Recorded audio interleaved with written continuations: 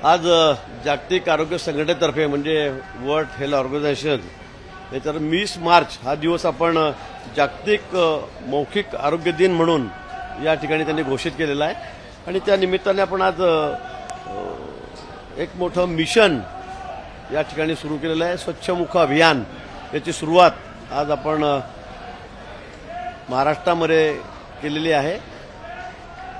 तंबाखूमुळे विशेष करून गुटख्यामुळे लहान मुलांमध्ये साखरेमुळे या ठिकाणी तोंडाचे आजार ओरल कॅन्सरचे प्रमाण हे दिवसेंदिवस खूप मोठ्या प्रमाणावर वाढत आहे आणि म्हणून त्या संदर्भामध्ये प्रिकॉशन घ्यायला पाहिजे।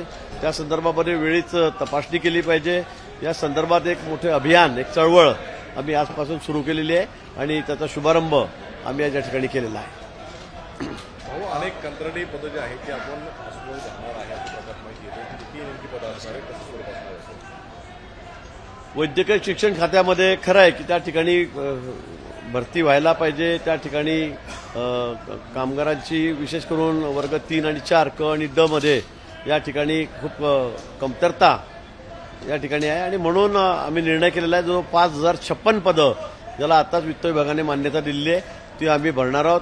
त्याची सगळं कार्यवाही या ठिकाणी सुरू झालेली आहे आणि येत्या 1.5 ते 2 महिन्यामध्ये ही पदं त्या ठिकाणी भरली जातील। त्या संदर्भामध्ये सगळे मुलाखती होतील आणि 2 महिन्याच्या आत आम्ही या संदर्भात जवळपास 5056 पदं त्याला पूर्ण त्याच्या सर्व तांत्रिकदृष्ट्या सर्व या पूर्णता करून आम्ही पदभरती करणार आहोत। वारंवार डॉक्टरांचे संपर्क कर्मचाऱ्यांचे संपर्क त्याला अनुषंगाने हा निर्णय आहे। नाही, हा एक रुटीनचा भाग आहे। आमच्या डिपार्टमेंटमध्ये खरं तिथे भरती करायला पाहिजे होती। त्या ठिकाणी ही जी पदं आहे कडची ती खूप कमी आहेत, त्यामुळे अडचणी खूप होत्या आणि म्हणून एक रुटीन बाब आहे।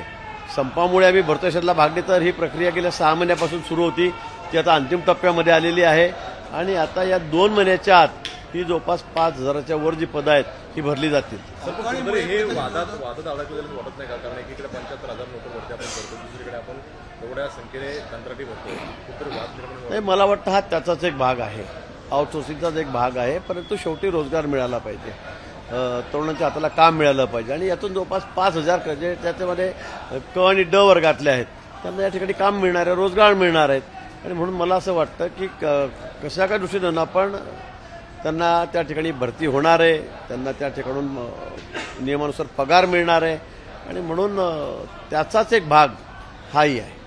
विरोधक कुठेतरी पायऱ्यांवरती आंदोलन करतायत, द्राक्ष आणि कांद्याला घेऊन गारपीट आणि अवकाळीमुळे प्रचंड नुकसान झालंय, सरकार गंभीर नाही असा आरोप विरोधक करत आहेत। नाही, खरं निसर्गाचा कोपच झालेला आहे। आता सध्या हवामानाच्या कारण आपण बघतोय जगभरामध्ये कशा पद्धतीने पूर येत आहेत, गावाचे गावं शहराचे शहरं कसे त्याच्यामध्ये वाहून जात आहेत, गाड्या वाहून जात आहेत, माणसं वाहून जात आहेत आणि म्हणून हे सगळं निसर्गाचं बदलतं चित्र संपूर्ण जग बघतंय आणि त्यातूनच आपल्याकडे सुद्धा कधी नव्हती मार्चमध्ये आता गारपीट व्हायला लागलेली आहे, अतिवृष्टी व्हायला लागलेली आहे आणि म्हणून शेतकऱ्यांचं अतोनात मोठं नुकसान होतं आहे, ही वस्तुस्थिती आहे।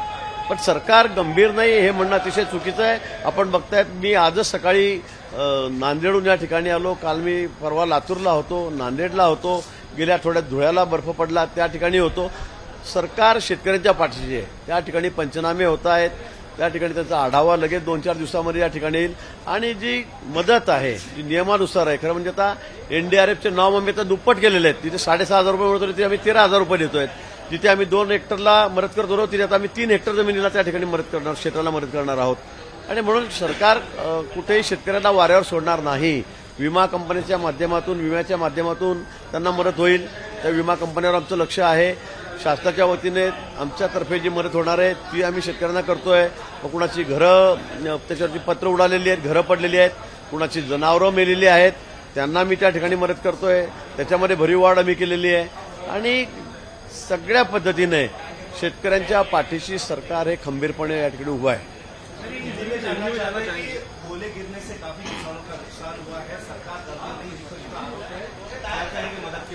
सही बात है। आजकल मार्च में इस साल तो पूरे महाराष्ट्र में, देखो महाराष्ट्र में नहीं, मैं कहूँगा देश में भी और पूरी दुनिया में।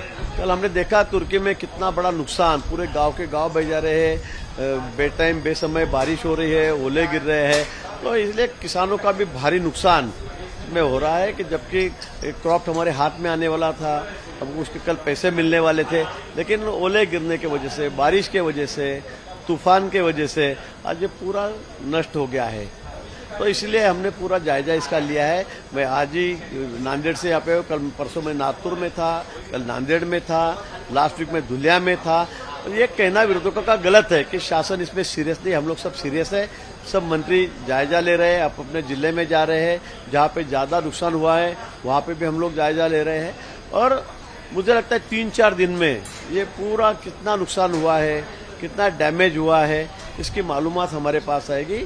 और एनडीआरएफ के जो नॉर्म थे वो हमने दुगने कर दिए। जहाँ 6,500 रुपये किसानों को मिलने वाले थे वहाँ 13,000 रुपये हमने कर दिए। जहाँ 2 हेक्टर जमीन को हम नुकसान मतलब भरपाई देने वाले थे वहाँ पे हमने अभी 3 हेक्टर के लिए हमने ये नुकसान के लिए हम मुआवजा देने वाले हैं। तो मुझे लगता है किसानों के पीछे सरकार पूरी तरह से खड़ी है, लेकिन सरकार किसानों पे संकट भारी है, ये बात भी सही है। लेकिन हम किसानों को कहीं भी रास्ते पे नहीं छोड़ेंगे, उनके पीछे डट के सरकार यहाँ पे खड़ी है। ऐसे माननीय शिंदे साहब ने भी कहा है और माननीय देवेंद्र जी ने भी कहा है।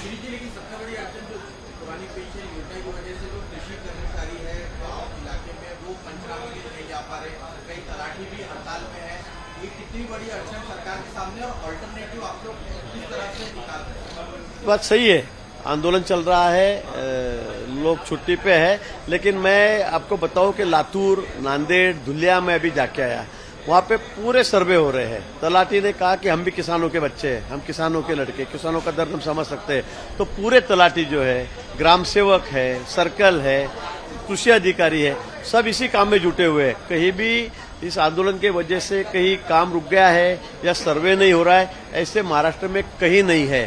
तो मुझे लगता है 3-4 दिन में पूरा जायजा सामने आएगा, कितना नुकसान हुआ है, कितना एरिया मतलब उसमें किसानों का नुकसान हुआ है। तो इसका पूरा कैलकुलेशन करके जल्द से जल्द किसानों को हम इसकी राहत जो भी नियम अनुसार होगा वो हम पैसे देंगे। एक असा प्रश्न होता, आप लोगों पर हमला किया है, कहा है कि वो गुवाहाटी भी जाकर आ गए और सूरत भी जाकर आ गए, लेकिन मंत्री वहां भी नहीं दिखे, खेतों पर तो दिख नहीं रहे जहाँ नुकसान हुआ। शायद खड़से साहब ने मुझे, मैं ऐसे नहीं कहूँगा, लेकिन उन्होंने थोड़ा देखना चाहिए, न्यूज़ पढ़ना चाहिए, आपके जरिए टीवी पे भी देखना चाहिए। हम लोग सब साइड पे ही थे। मैं 2 दिन गांव नहीं गया, अपने जलगांव नहीं गया, मैं लातूर था, मैं नांदेड़ था, लास्ट वीक में मैं अपने मतदार संघ में नहीं गया, मैं धुलिया में था। तो हम लोग सब घूम रहे हैं, आप ही बता रहे हैं। मुझे लगता है खड़से साहब की आंखें भी थोड़ी कमजोर हो गई है, तो उन्होंने उसका भी इलाज करना चाहिए। लेकिन ऐसे कहीं नहीं है, हम किसानों के साथ में है, पूरे क्षेत्र में जहाँ पे हानि हुई है वहाँ पे हम लोग जा रहे हैं। मैं तो कल रात को लातूर में 8-9 बजे तक किसानों के खेत में ही था। हम लोग मतलब लाइट लगा के, टॉर्च लगा के इसका जायजा ले रहे हैं, किसानों के साथ में खड़े हुए हैं। मुझे लगता है ये कहना खड़से साहब का बहुत गलत है।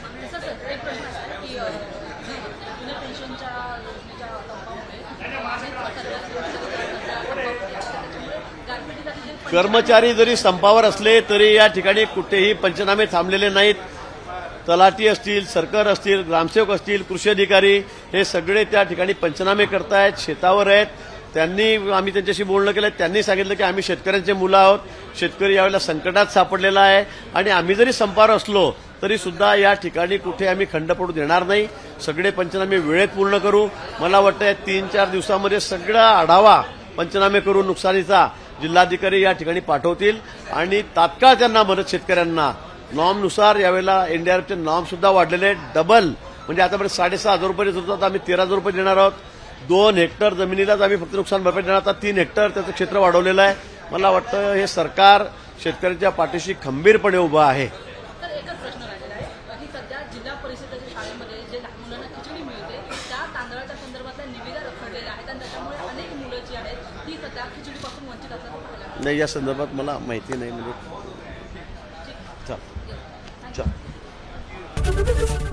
एबीपी माझा, उघडा डोळे बघा नीट।